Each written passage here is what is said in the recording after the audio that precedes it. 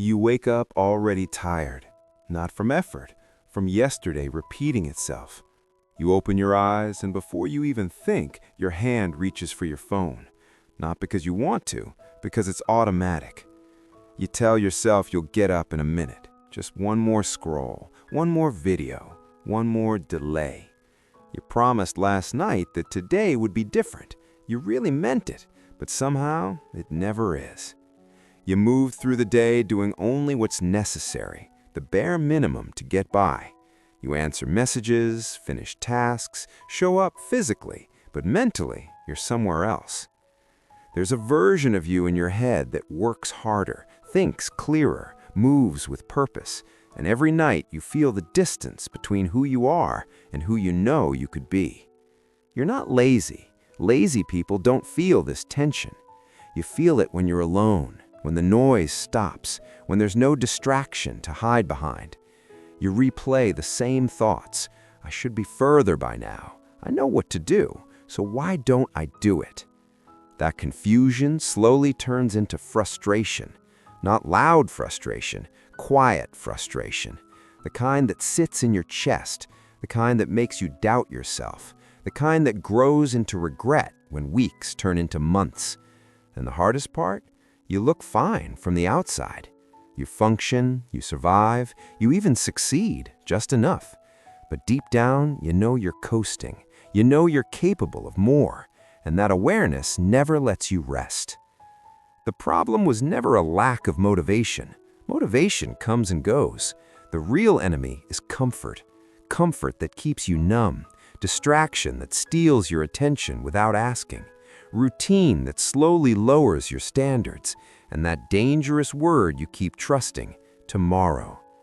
Tomorrow feels safe. Tomorrow feels responsible. Tomorrow feels like a plan. Until tomorrow becomes next week, next month, next year, and you're still here, thinking the same thoughts, having the same conversations with yourself. But here's the truth, and this is where everything changes. Your life doesn't change when you feel ready. It changes when you decide who you are. Not who you want to be, who you act as, especially when no one is watching. Discipline isn't about forcing yourself, it's about respecting yourself. It's about keeping promises you make in silence. It's about choosing the long-term version of you over the comfortable moment.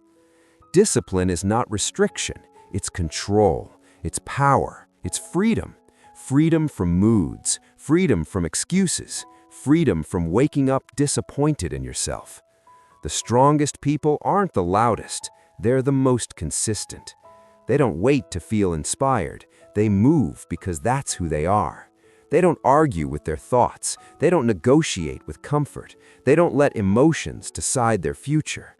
They've learned something most people never do, that small actions done daily change your identity, and identity changes everything. You don't rise to your goals, you fall to your standards. And right now, your standards are being quietly shaped by what you tolerate, what you delay, what you let slide. Every time you choose ease over effort, you're training yourself to stay the same. Every time you act with discipline, you're becoming someone stronger.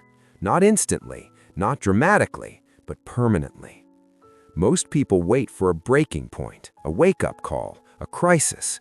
But real change doesn't come from panic. It comes from a calm decision made repeatedly.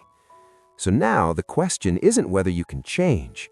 You already know you can. The real question is this: how much longer are you willing to live with the version of yourself you've outgrown?